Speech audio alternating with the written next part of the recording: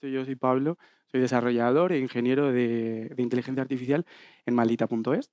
Y la idea precisamente de mi charla pues también es un poco contaros un ejemplo de cosas con datos que hacemos en Maldita relacionadas con la desinformación y bueno, pues idealmente también daros alguna idea o alguna inspiración sobre cosillas parecidas que se pueden hacer. Em, Empiezo contándoos brevemente un poco qué es Maldita. Maldita es una fundación sin ánimo de lucro que, además de ser una fundación y antes de ser una fundación, también es un medio independiente. Es decir, se dedica fundamentalmente a hacer periodismo y lo hace además sin publicidad y sin tener un modelo de suscriptores. Nosotros no nos financiamos por medio de publicidad, creemos que nuestra independencia es parte de la razón que nos legitima para hablar de algunos de los temas de los que tenemos que hablar.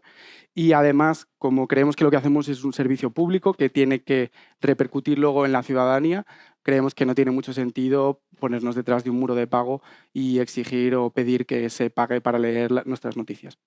Lo que nosotros hacemos nos gusta resumirlo, o tendemos a llamarlo periodismo para que no te, para que no te la cuelen. Esto quiere decir que no necesariamente nos centramos en la actualidad, en lo último que ha sucedido. A veces sí, pero en general lo que nos interesa más es entrar a hablar en los temas sobre los que hay algún tipo de confusión. Temas sobre los que se está hablando y sobre los que nos damos cuenta de que la gente no tiene del todo claro lo que está pasando. Esto quiere decir que gran parte de nuestra tarea consiste en monitorizar el discurso público y el discurso político para saber de lo que se está hablando y saber qué es lo que se está diciendo. También para contextualizar un poco, el fenómeno de la desinformación, me imagino que todos lo habéis oído hablar en alguna manera u otra, pero bueno, la desinformación sería en este caso información falsa que deliberadamente se está intentando hacer pasar por información verdadera. Y normalmente eso obedece a algún tipo de interés económico o político. Esto no es un fenómeno nuevo, ha habido desinformación siempre, siempre se ha intentado controlar la opinión pública porque es una manera de, al final, salirte con la tuya y conseguir un poco crear determinados climas de opinión que te benefician. Pero es cierto que bueno, lo que es el fenómeno de la desinformación ha sufrido un gran cambio en los últimos años, sobre todo desde la popularización absoluta de las redes sociales como medio para informarnos. Hoy en día todos nos informamos por medios de las redes sociales que al final lo que hacen es ponernos a todos un micrófono así en la boca y amplificar enormemente lo que sea que queramos decir. Más aún si esto que decimos participa de las lógicas que alimentan las redes sociales, que son el engagement, la adicción, la participación. Cuando uno participa en las redes sociales para soltar contenido que genera reacciones, ese contenido se vuelve más viral. Y por la manera en la que somos los seres humanos, pues muchas veces el contenido que más engagement genera no solo no es cierto, sino que muchas veces, de hecho, es falso. Y bueno, es un fenómeno que hoy en día también está muy entrecruzado por variables muy de moda, como es, por ejemplo, la inteligencia artificial, que nos permite a todos, abarata muchísimo nuestras posibilidades para representar realidades que no existen. Ahora mismo es muy barato escribir una noticia sobre algo que no ha sucedido, generar una imagen sobre un evento que nunca ha sucedido o sintetizar un audio que nunca ha tenido lugar. Por lo tanto, es más fácil tergiversar o mentir sobre la realidad y es más difícil detectar qué es lo que es verdad de lo que es mentira. Y bueno, además es un debate también que nos quieren o tiene mucho que ver con la regulación en los medios y la libertad de expresión. De hecho, bueno, aquí una noticia, perdón por la calidad, sé que no es la mejor, pero el Foro Económico Global concluyó este año que la desinformación era el cuarto problema más grave, digamos, del mundo. En todo caso, sí me interesa contaros, y esto es un poco de lo que va la charla, que Maldita no solo hacemos periodismo. Además de verificar, de hacer fact-checking y de hacer divulgación y comunicar sobre datos de las instituciones, hablar sobre transparencia, dar a la ciudadanía una mayor información sobre las decisiones que se toman y que le afectan. Tenemos una fuerte línea de desarrollo tecnológico sobre la que hablaré hoy. Hacemos un montón de talleres de educación y de formación, sobre todo centradas en alfabetización mediática y enseñar un poco a chavales en institutos, a abuelos, etcétera, a manejarse en las redes sociales.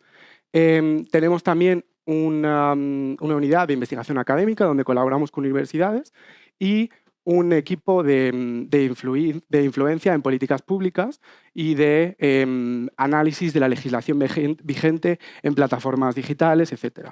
Y aprovecho para recomendaros una investigación que hemos sacado hoy sobre cómo en TikTok hay un montón de cuentas que promueven o se aprovechan de contenido que sexualiza a menores de edad y luego terminan redirigiendo a círculos bastante turbios donde se puede adquirir pornografía infantil. Esto es una colaboración del equipo de periodismo y del equipo de políticas públicas. Pero a mí me interesa sobre todo hablaros del desarrollo tecnológico. Y es que el grueso de la actividad periodística que hace Maldita y la razón por la cual nosotros podemos decir que hacemos un periodismo basado en datos es gracias a una herramienta concreta que nosotros tenemos, que empezó en 2020, que es... A veces no me hace caso, ¿eh? Un chatbot de WhatsApp. No puedo manejar las tensiones si no me hace caso el botón. Es un chatbot de WhatsApp, ¿vale? Que lo que hace es lo siguiente. Y si os tenéis que quedar con una parte de la charla, de mi charla, que sea esta. Esta es la parte importante que hay que recordar, ¿de acuerdo? El chatbot de WhatsApp, nuestro chatbot de WhatsApp, lo que hace es lo siguiente. Primero, recibe bulos, contenidos que los usuarios, que las personitas, consideran sospechosos. Estafas, timos que les llegan por correos, mensajes reenviados de WhatsApp, el audio reenviado muchas veces que te envía tu tío. Después, esos mensajes los analiza y los conecta con nuestra base de datos de mensajes que hemos recibido. En esa base de datos, nosotros linkeamos nuestros artículos, las investigaciones que hacemos sobre estos bulos. De manera que cuando alguien nos vuelve a enviar ese bulo, le reenviamos el artículo que escribimos, ¿de acuerdo? Es algo así como esto. Tú le hablas, le dices, quiero verificar un contenido. Entonces, te dice, envíame la foto, el vídeo, la cadena de WhatsApp que quieras verificar. Y entonces tú le dices, vídeo de una cala de Grecia inundada tras el paso de la tormenta Daniel. O le envías una foto, o le envías un vídeo. Y como nosotros ya hemos investigado este tema, le enviamos nuestro artículo. No, este vídeo de una calle, no de una cala, no es de Grecia tras el paso de la tormenta Daniel, es China. ¿Vale? A nivel técnico, el funcionamiento es un poco esto. Tampoco es muy técnico esto, ¿eh? Pero vamos, básicamente un usuario nos envía lo que quiere verificar, nosotros lo recibimos en nuestra API y si tenemos una respuesta, te la mandamos y si no tenemos una respuesta, notificamos a los periodistas para que la investiguen. ¿Vale? Es sencillo. Pero las posibilidades que esto abre como organización son muy, muy, muy amplias. Primero, porque supone una fuente constante de datos. Los usuarios nos mandan datos, cosas que ven, además cosas a las que nosotros no tendríamos acceso de otra manera. Porque muchas veces esta desinformación o estos contenidos se mueven en grupos de WhatsApp o en foros de Facebook a los que nosotros, por mucho que tuviéramos un equipo de investigación, que lo tenemos, pero hay lugares a los que nunca vamos a llegar. Con lo cual esto nos permite infiltrarnos en lugares que de otra manera serían desconocidos para nosotros. Y además también tiene una consecuencia de comunidad, porque convierte a los ciudadanos en vectores de información verificada. Es decir, la ciudadanía, los usuarios, las personas, se toman el esfuerzo en enviarnos los contenidos que consideran sospechosos porque saben que nosotros les damos algo a cambio, les damos el resultado de nuestras investigaciones.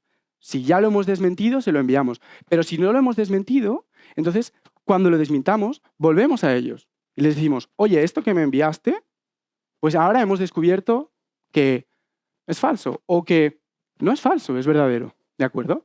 Entonces, una vez que les enviamos el artículo, les decimos, ahora difúndelo.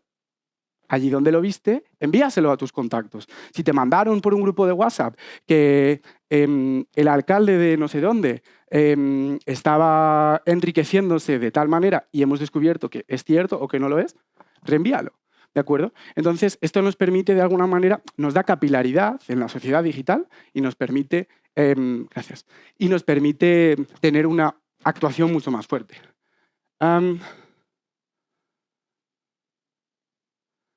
Esto es siento perdón por la calidad, pero este es el aspecto que tiene nuestra base de datos, ¿de acuerdo? Aquí están los contenidos que nos envían los usuarios, lo que nosotros llamamos las pistas, ¿de acuerdo? Y esto es en crudo. Aquí está todo lo que nos llega.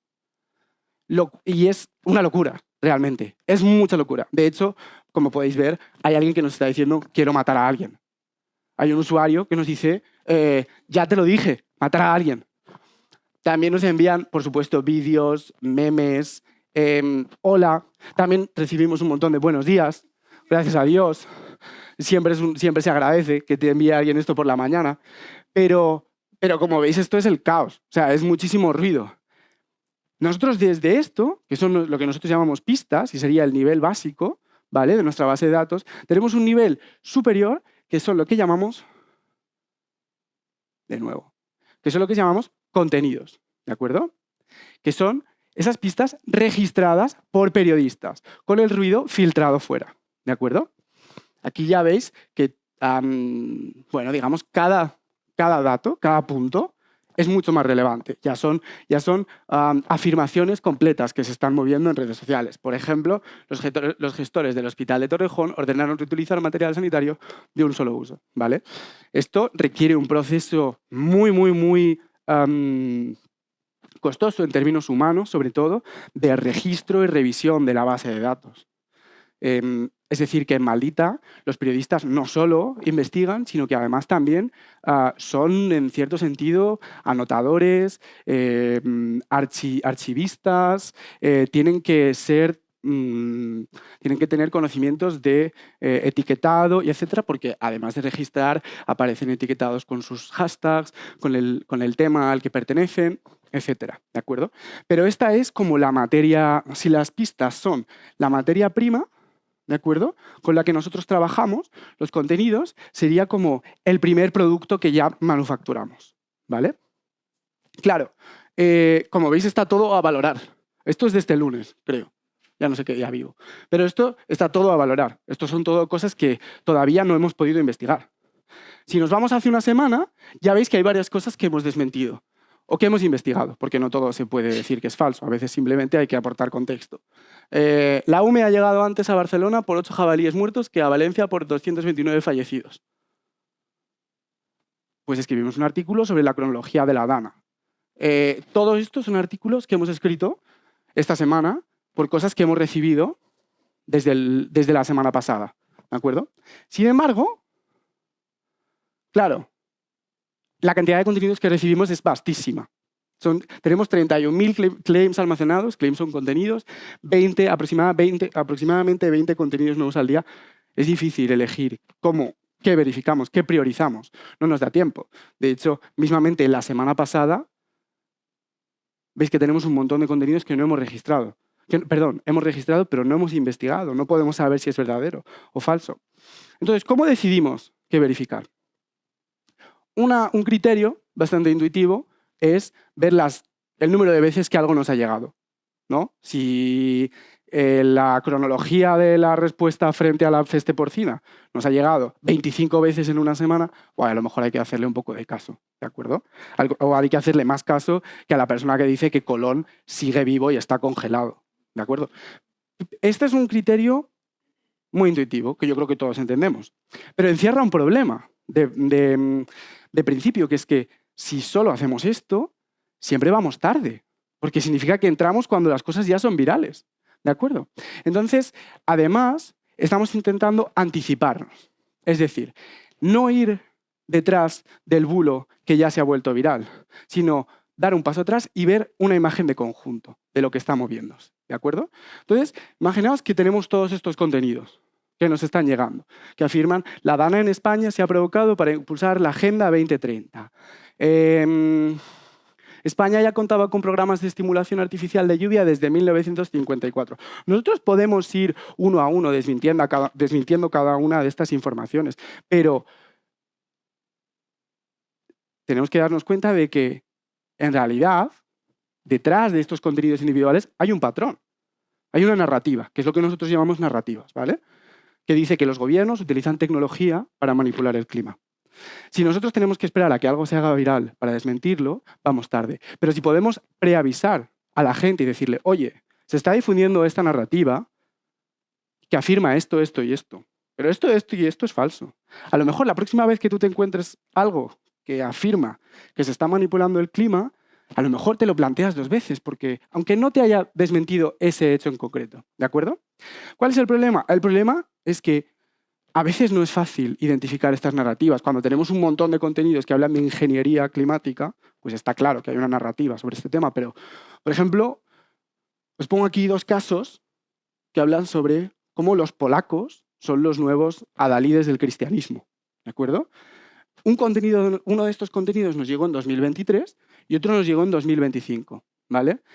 Son 2 momentos súper espaciados en el tiempo. Y darse cuenta de que hay un patrón detrás de esto es un reto para los periodistas que tienen que registrar centenares de contenidos al mes.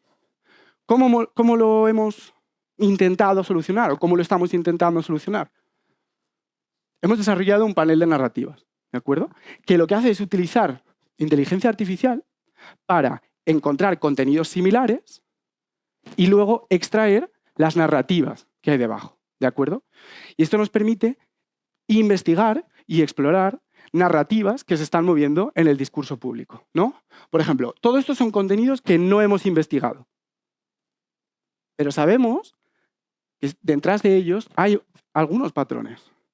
Por ejemplo, este sobre que la Policía Nacional va a empezar a utilizar otro tipo de pistolas obedece o coincide con un patrón, que es que Marlaska, el ministro del Interior, está facilitando el narcotráfico.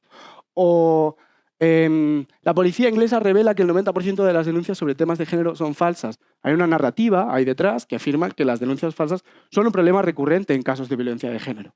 ¿De acuerdo? Esto nos permite generar automáticamente detectar decenas de narrativas, sin que tenga que haber un periodista etiquetándolas, detectándolas, sino simplemente aprobándolas una vez han sido generales. Aquí ya tenéis un ejemplo de estas que se generan. Y luego podemos ver cómo han evolucionado en el tiempo. Por ejemplo, esta sobre Charlie Kirk, claramente pues, tiene un boom cuando a Charlie Kirk le asesinan en noviembre, y luego parece que va decayendo. Esta otra narrativa sobre cristianos perseguidos y asesinados en diferentes países parece que sigue un patrón inverso. Parece que es una narrativa que empezamos a ver, digamos, en junio, pero cada vez ha ido ganando más y más repercusión, cada vez tenemos más contenidos y cada vez están siendo más virales. Esta herramienta nos está permitiendo ya hacer trabajos que utilizan el concepto de narrativa para hacer periodismo. Por ejemplo, que habla sobre las narrativas sobre que el hielo de los polos está creciendo, utilizando datos, utilizando recortes sacados de contexto, etc. Son narrativas que bueno, lo que nos quieren hacer pensar es que el cambio climático no existe, porque los polos tienen cada vez más hielo y por lo tanto el calentamiento global no está sucediendo. Nosotros hemos desmentido 2 hechos individuales, pero luego hay muchos que simplemente te decimos, mira, esto es una narrativa, ¿de acuerdo?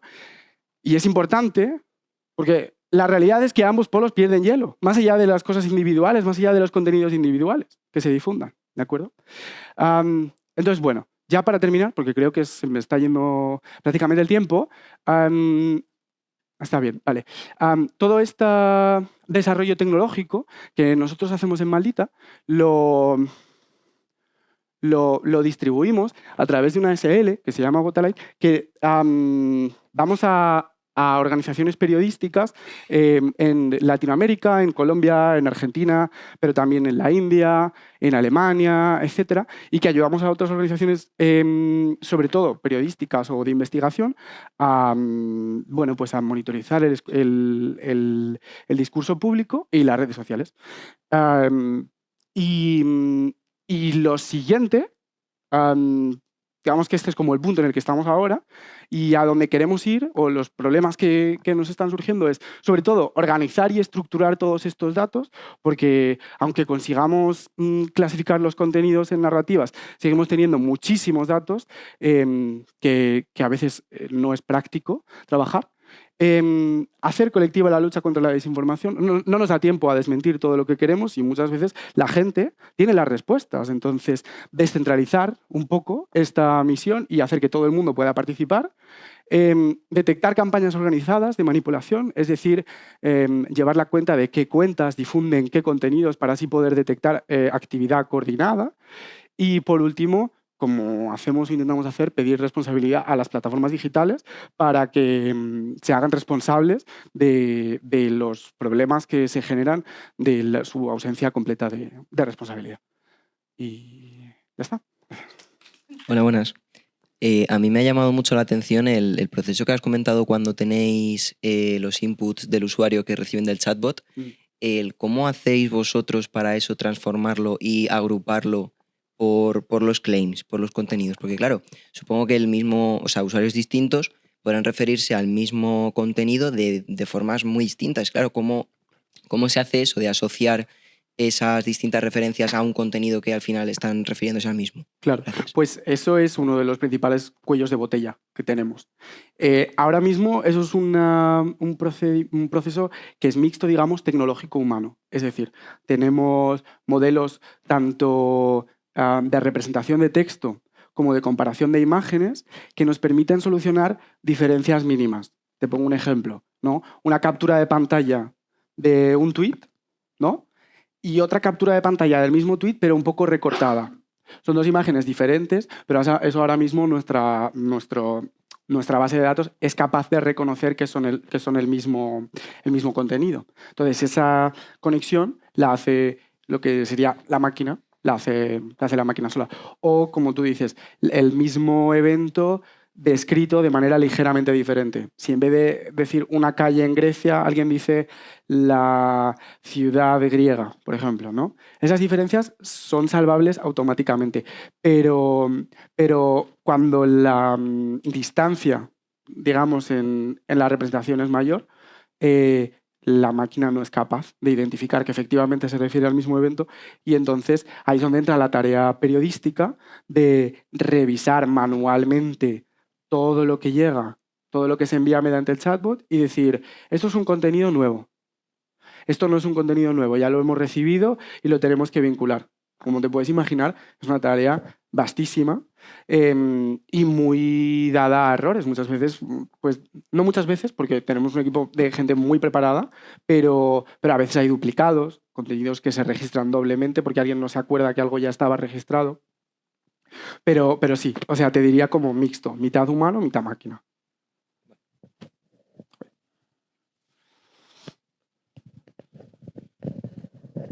En realidad mi pregunta es bastante similar a la que ha hecho él, porque a mí me llama mucho la atención de que una vez que tenéis, digamos, varios ya contenidos o claims o algo estructurados, luego detectáis, en cierto modo, entiendo, detectaréis patrones para crear o clasificarlo todo dentro de lo que habéis llamado narrativas, ¿no? Si lo he entendido bien, en plan de todo esto pertenece a una narrativa que se centra en demostrar, por ejemplo, que los gobiernos quieren manipular o cosas de negar el cambio climático. A la hora de las narrativas, entiendo que ahí detrás de eso tiene que haber algún momento supervisión humana, ¿no? Porque además el mismo contenido podría facilitar varias narrativas o es todo único, en plan, son como conjuntos en plan, no, mira, esto pertenece a esta narrativa y esto otro. No sé si me explico. Sí, la verdad que el procedimiento es bastante diferente en un caso y en otro. Es decir, para transformar las pistas que nos envían los usuarios en contenidos, sí hay una labor humana muy estricta que vigila esa transformación de cerca. Una vez que ya están esos contenidos registrados, el paso a narrativas, si lo pensáis en realidad son como capas que se van uniendo, ¿no? Tenemos las pistas que se juntan en contenidos y los contenidos se van juntando en narrativas.